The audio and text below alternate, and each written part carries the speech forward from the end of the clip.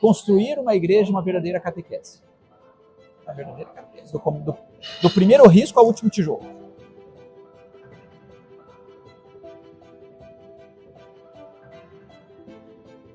Nas nossas viagens por esse Brasil afora, sempre há uma igreja católica como ponto turístico daquela cidade.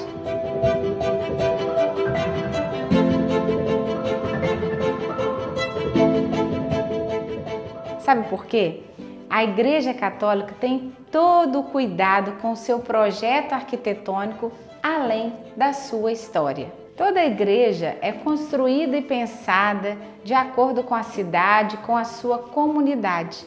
Por isso, quando ela é construída e quando ela precisa de manutenção, ela não sofre reforma, e sim restauração.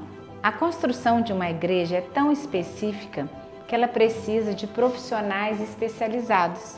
E hoje em dia já existem vários cursos profissionais especializados em obras sacras. Estive na Feira Expo Católica em conversa com o renomado Tobias Bank, um dos mais importantes arquitetos de arte sacra do mundo. Conheça sua trajetória profissional e a motivação por essa escolha. É um prazer, uma alegria. Obrigado por estarmos aí nesse canal. Obrigado, Jane, pelo espaço. Que coisa boa. Então, olha só. A gente não sabe explicar, às vezes, algumas coisas, né? Mas brota lá da gente. Eu tenho minha ascendência familiar muito religiosa, muito católica. E isso foi sendo passado, então, dos bisavós, para os meus avós, para os meus pais. E os meus pais também, claro, transmitiram a nós. Então, eu sempre convivi dentro da igreja. E outra coisa que a gente não sabe explicar é que desde criança eu quis ser arquiteto. Então eu acho que as coisas, como eu vivia dentro da igreja, fui coroinha, fui legionário de Maria, e com catequese, com coordenação de pastoral, enfim, sou músico na minha paróquia. Então as coisas de alguma forma foram se convergindo para que eu escolhesse arquitetura e dentro do tempo do curso de arquitetura eu tive esse discernimento. Falei, olha, eu me lembro assim, tem uma história legal que eu me lembro assim, eu estudava à noite arquitetura, isso lá já tem uns bons 20 e tantos anos para trás.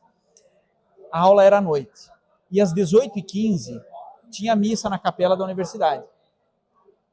E eu fazia a minha missa diária, e o meu pedido naquela Santa Missa, que eu queria, que Deus me desse, queria que Deus me desse essa graça de ser arquiteto, mas eu seria um arquiteto totalmente realizado se ao menos durante a minha vida profissional eu conseguisse construir pelo menos uma igreja. Esse era o meu pedido.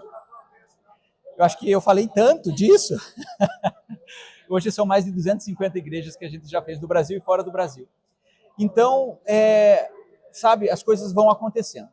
Veio meus primeiros anos de profissão, e aí então, por meio de alguns padres amigos, conhecemos um curso de especialização em espaço litúrgico, mergulhei nisso, e daí já veio o primeiro projeto, do primeiro veio o segundo, do segundo veio o terceiro e o quarto, e o quinto, e aí não parou mais. Hoje eu me dedico única e exclusivamente a isso, é a minha grande paixão, e eu digo muito mais do que uma paixão, do que é uma missão. Não é nem uma profissão, é uma missão. Eu encaro isso, é um chamado. E que eu percebi, assim, você faz vários tipos, né, de arquitetura. E eu acredito que seja isso uma junção, né, da sua sabedoria diante da sua profissão com o gosto, sonho das pessoas que queiram construir. De fato, assim, eu procuro respeitar muito. Eu respeito muito uma comunidade que a gente vai trabalhar.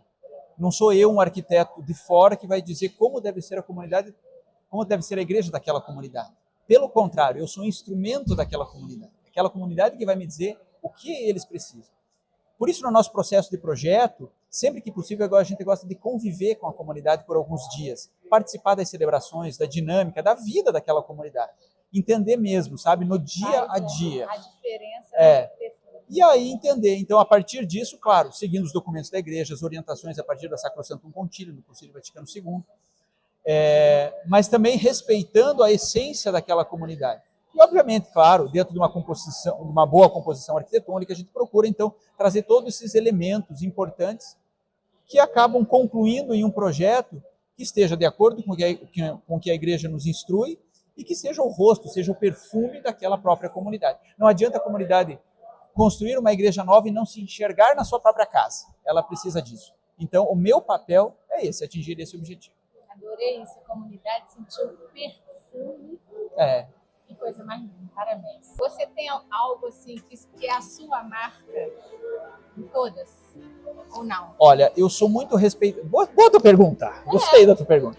Eu gosto, não é que é uma marca. Quando a gente vê assim, Niemeyer, assim, não, gente olha assim, eu não gosto dessa vaidade, desculpa. Não, mas eu digo assim, de falar assim, parece que foi o fulano que fez. Ter um traço, acho que às vezes é natural, mas não que é demais. Também. Mas não que uma comunidade precise procurar um arquiteto sacro por isso. A comunidade tem que perceber o que ela busca.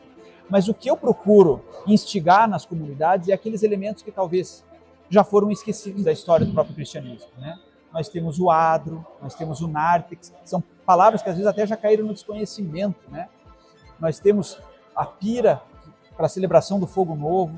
Eu costumo colocar sempre as bandeiras do município, do Brasil, do Vaticano, em frente às igrejas. Essa união da igreja com a sociedade, a igreja, se o cristianismo existe, é porque está impregnado numa cultura, né? E a cultura está embasada em uma sociedade organizada. Então, a igreja e a sociedade convivem, né? Então, isso é muito importante. Então, eu procuro sempre trazer as bandeiras do Brasil, do Vaticano, do Estado, da cidade.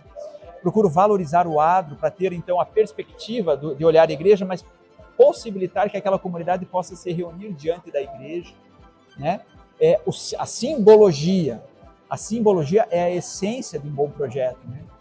Ter um programa iconográfico que perpassa pela arquitetura. Então, são elementos que eu costumo trazer em todos os projetos.